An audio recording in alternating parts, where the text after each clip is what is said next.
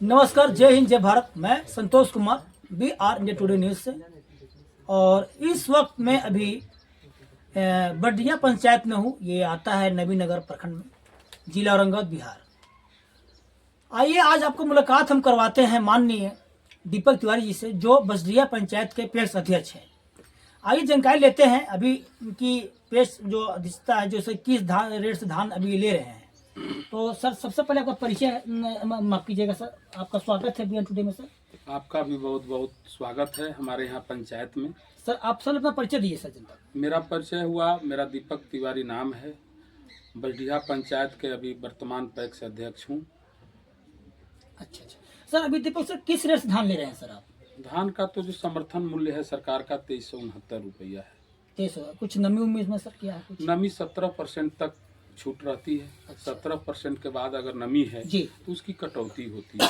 कटौती हो जाती है सर। जी सर ये बताइए सर, अभी आपके पास कितना MT गोदाम अवेलेबल आपके पास है? हमारे पास 500 MT का गोदाम है। एक 200 MT का भी गोदाम है जो बिल्कुल खंडित हो चुका है, वो खंडहर हो चुका है, उसका मरम्मत भी नहीं हो पाया। और मरम्मत के लिए हमने कई एक बार सरकार के पास अपना विभाग में आवेदन भी दिया जी, लेकिन उसका कोई फंडिंग नहीं है। इसमें समिति जब लाभ में होती है तो इसका रिपेयर या मदद हुआ मैंने होना है। जी, लेकिन समस्या यहाँ आ गई है कि हमारा जो पैक्स पहले से था ये डिफॉल्टर था। हम जब चुनाव जीते तो डिफॉल्टर था और इसमें हम अपने पास से पैसा जो अमानत के रूप में किसी से कर्ज लेकर के मैंने इस पैक्स को खड़ा किया। अच्छा। कि पैक्स का एक नियम होता है या नियम है इसका अपना समिति का कि कोई भी अगर अध्यक्ष डिफॉल्टर कर दे तो जो भी अध्यक्ष नया भी चुन करके आएंगे तो जब तक समिति में पैसा भरा नहीं जाएगा तब तक किसान का सेवा हो नहीं सकता। तो आपने कर्ज लेकर सर पूरा किया? जी बिल्कुल। बहुत बड़ी बात है सर। सर ये बताइए सर कि अभी जो ब्लॉक से यंत्र मिलता है सर किसानों के लिए जी तो उसमें क्या कितना % छूट दिया जाता है सर, कुछ बताइए। परसेंटेज उसमें छूट तो सरकार का सब्सिडी है उसमें, लेकिन हमको यंत्र नहीं मिल पाया इसलिए कि प्रस्ताव भी दिया गया था, सब कुछ था, हमारा टास्क फोर्स में चला भी गया था। उसमें BTM के हम मीटिंग में मेरा आवेदन भी गया, आज भी मेरा लगा हुआ है, लेकिन हमें एक कह करके विभाग से नहीं मिला कि आपका पैक्स डिफॉल्टर है, समिति लाभ में नहीं है, इसलिए ट्रैक्टर का पैसा आएगा कहाँ से। तो सच्चाई बात थी, जो सत्य था उन्होंने कहा, इसको झुठलाया नहीं जा सकता है। और हमारे पास समिति में लाभ पहुंचाने के लिए हम रात दिन मेहनत किए। आज 5वां साल मेरा है, अभी चुनाव भी मेरा आने वाला है, फरवरी में चुनाव भी होगा। तो 5 साल मेहनत की। अब समिति जो मेरा माइनस में था, डिफॉल्टर था, अब उसको उठा करके मेहनत करके संघर्ष करके उसको अभी हम लाए हैं लेवल में।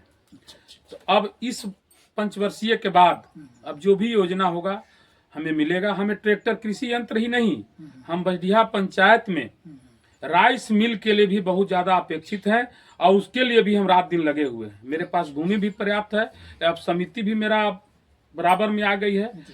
तो अगर आने वाला समय में मैं राइस मिल को भी यहाँ स्थापित करने के प्रयास में लगा हूँ कि ट्रैक्टर से तो किसान का खेती होगा लेकिन राइस मिल हो जाएगा तो हमारा क्षेत्र का किसान कम से कम, अच्छी बात है जी, और समिति को लाभ मिलेगा। दीपक सर, कभी किसानों के लिए सर ऐसा कुछ एसोसिएशन सभा नियुक्त किए हैं जो किसान को जो परीक्षण दिया जाए, खेती कुछ नए डिजाइन से, नए तरीके वैज्ञानिक रूप से किया जाए, कुछ ऐसा सर? मैं कृषि विज्ञान केंद्र में गया था एक बार, यहाँ पर हम करवाए थे प्रशिक्षण, वो मशरूम का प्रशिक्षण हम करवाए थे कृषि विज्ञान केंद्र के द्वारा बुला करके हम ही करवाए थे। अच्छा जी, उसमें प्रशिक्षण भी मिला था और उसमें मशरूम लगाने के लिए सबको बीज भी उपलब्ध किया गया था और लोग किए थे। लेकिन फिर इसके बाद किसान अपना जागरूक कुछ है तो कुछ लगाते भी हैं, कुछ अब नहीं भी लगाते हैं। दीपक सर, मुख्य क्वेश्चन है सर, अन्य राज्य जैसे पंजाब है, छत्तीसगढ़ है सर, वो वहाँ के जो एग्रीकल्चर है, जो किसान, जो फार्मर है, और खासकर हमारे राज्य से अन्य राज्य बहुत आगे उन्नति में है सर।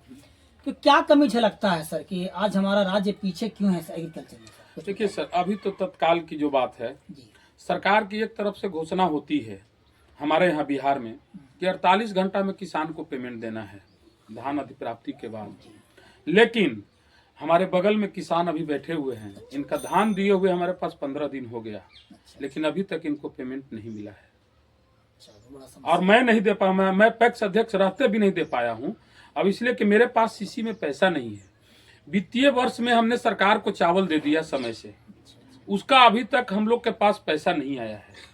मेरा 46 लाख रुपया के लगभग अभी हमारा बाकी है। चावल भी दे दिए, इंटरेस्ट भी लग रहा है। और अभी एसएफसी के द्वारा हमारे पास हमारे समिति में पैसा नहीं आया है कि उसका भरपाई, उसका सूद भी चल रहा है, उसको हम लोग को पॉकेट से देना है। जी। अब इस बताइए कि इस तरह से कैसे लोग यहाँ पर आगे बढ़ेंगे। हम लोग चाह करके भी किसान को मदद नहीं कर पा रहे हैं। सर, बिहार सरकार से क्या कमी झलक रही है, आपको बताइए। अब तो कमी तो हम बताए ही कि अभी तक हम लोग को समिति में पैसा नहीं आया है। तो बिहार सरकार से क्या मांग करते हैं? बिहार सरकार से मैं मांग करता हूं कि हम लोग किसान का मान ली कि अध्यक्ष हैं, ये नेता नहीं, हम लोग अध्यक्ष हैं, ये समिति है, समिति का अध्यक्ष है। हम लोग किसान के भला के लिए रात दिन तत्पर रहते हैं, खासकर इस पंचायत के लिए, चाहे फर्टिलाइजर हो या धान का व्यवसाय हो। इसमें और व्यवसाय भी हो सकता है, लेकिन हम लोग चाहते हैं कि जो काम त्वरित हो वो नहीं हो पाता है।